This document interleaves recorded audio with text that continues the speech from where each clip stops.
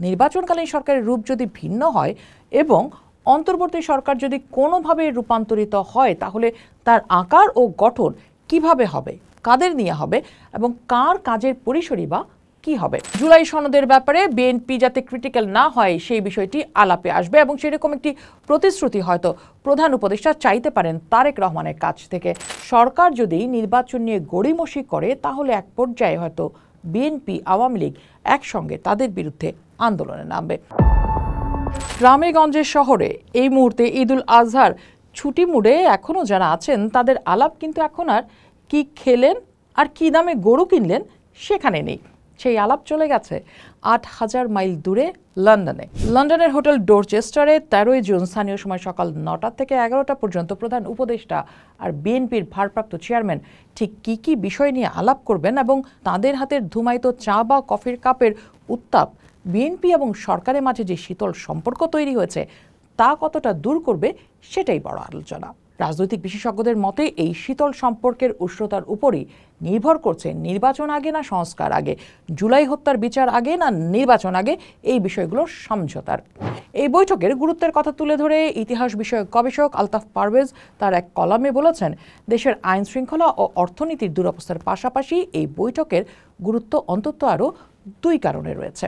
প্রথমত, নির্বাচনকালীন সরকারের রূপ যদি ভিন্ন হয় এবং অন্তর্বর্তী সরকার যদি কোনোভাবে রূপান্তরিত হয় তাহলে তার আকার ও গঠন কিভাবে হবে, কাদের নিয়ে হবে এবং কার কাজের পরিসরই বা কী হবে।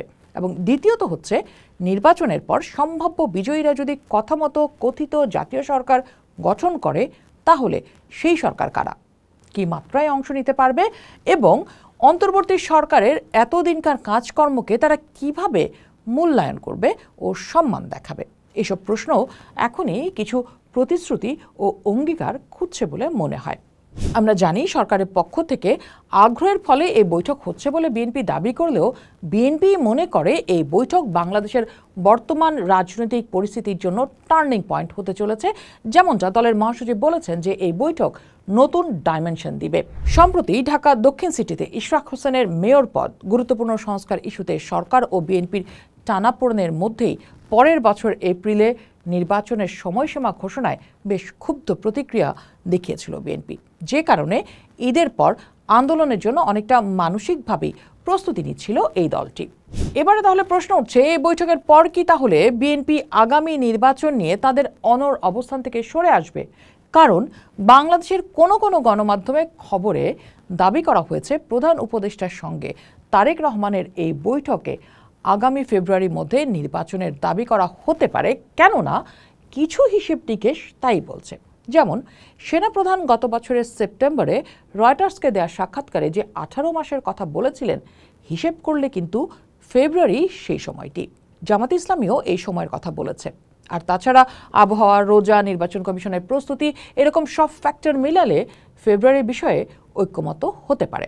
এই বিষয়টি ছাড়াও আরও বেশ কিছু বিষয় আলোচনায় থাকতে পারে বলে মনে করছেন বিশ্লেষকরা, যদিও সরকার এবং বিএনপির পক্ষ থেকে বেশ স্পষ্ট করে বলা হচ্ছে আলোচনার এজেন্ডা এখনও ঠিক হয়নি। প্রধান আলোচ্য বিষয়গুলোতে জায়গা পেতে পারে সংস্কার ইস্যুতে সরকার প্রধান হয়তো তারেক রহমানকে কনভিন্স করার চেষ্টা করবেন। নির্বাচনের সময় প্রশ্নে সরকার ছাড় দিলে সরকার প্রশ্নে বিএনপির ছাড়ের প্রসঙ্গ সেই আলাপে আসবে।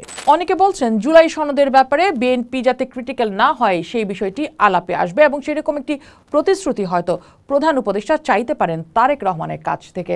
এবং এনসিপি যদি তাদের মতো করে জুলাই সনদ তৈরি করতে চায় এবং সেটি যদি রাজনৈতিক ঐক্যমতের পথে বাধা সৃষ্টি করে তখন বিএনপির অবস্থান কি হবে সেটিও তাদের আলোচনায় প্রাধান্য পাবে বলে মনে করা হচ্ছে। এনসিপির প্রতি সরকারের সমর্থনের বিষয়টি উপেক্ষা বা অস্বীকার করার কোনো সুযোগ আর নেই। সুতরাং বিএনপি যদি আগামী নির্বাচনের পরে সরকার গঠনের সুযোগ পায় তাহলে সেখানে এনসিপির অংশ কি হবে? অর্থাৎ বিএনপির সঙ্গে তাদের আসন সমঝোতা হবে নাকি জাতীয় সরকার গঠন করা হবে যেখানে অন্যান্য দলের মতো এনসিপি একটি গুরুত্বপূর্ণ অংশে থাকবে? সেই বিষয়টিও আলোচনায় যদি উঠে আসে তাতে কিন্তু খুব অবাক হওয়ার কিছু নেই।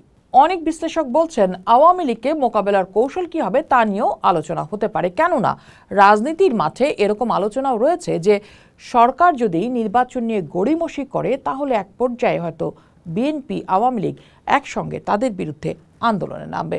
এরকম সম্ভাবনা যদি থাকে তাহলে সেটি সরকার ও তাদের স্টেক হোল্ডারদের জন্য একটি বড় দুশ্চিন্তার কারণ হবে। অতএব আওয়ামী লীগকে মোকাবেলার কৌশল হয়তো এই বৈঠকের একটা বড় এজেন্ডা হতে পারে। নির্বাচনের পর অন্তর্বর্তী সরকারের সঙ্গে যুক্ত ব্যক্তিদের সম্মানজনক বিদায়, তাদের নিরাপত্তা ও সুরক্ষা একটি বড় বিষয়। যদি সত্যিই সরকার আগামী এপ্রিলের মধ্যে নির্বাচন দিয়ে বিদায় নিতে চায় তাহলে তার আগেই তার একটা সেফ এক্সিট প্ল্যান লাগবে। আলোচনায় এটাও প্রাধান্য পাবে বলে মনে করছেন অনেকে। এবং সর্বোপরি আলোচনার একটি বড় অংশ অবশ্যই হবে তারেক রহমানের দেশে ফেরা। অনেকেই মনে করেছিলেন 5 আগস্টের পরে তারেক রহমান দ্রুতই দেশে ফিরবেন। তার আইনজীবীরা একাধিকবার বলেছেন তার দেশে ফিরতে কোনো আইনি বাধা নেই, কিন্তু 10 মাসেও তিনি ফিরছেন না। এ নিয়ে জনমনে নানা প্রশ্ন আছে। সত্যিই কি কোনো আইনি বাধা নেই, নাকি এমন কোনো কিছু জটিলতা রয়ে গেছে যে কারণে তারেক রহমান দেশে ফিরতে পারছেন না? যদি তাই হয় তাহলে এটিও আলোচনার একটি বিষয় হতে পারে।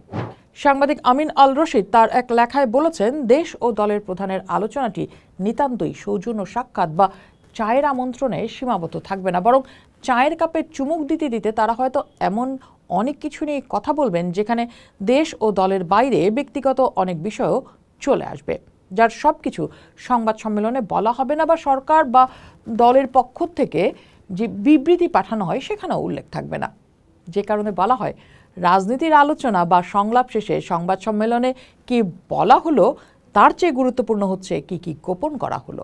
আর ঢাকা বিশ্ববিদ্যালয়ের শিক্ষক ও রাজনৈতিক বিশ্লেষক কাজী মারুফুল ইসলাম গণমাধ্যমকে বলেছেন, বর্তমানে সরকারের সঙ্গে বিএনপির যে আস্থার সংকট চলছে সেটা নিরসন হওয়া দরকার, সেটা দলের চেয়ে দেশের স্বার্থে বেশি প্রয়োজন।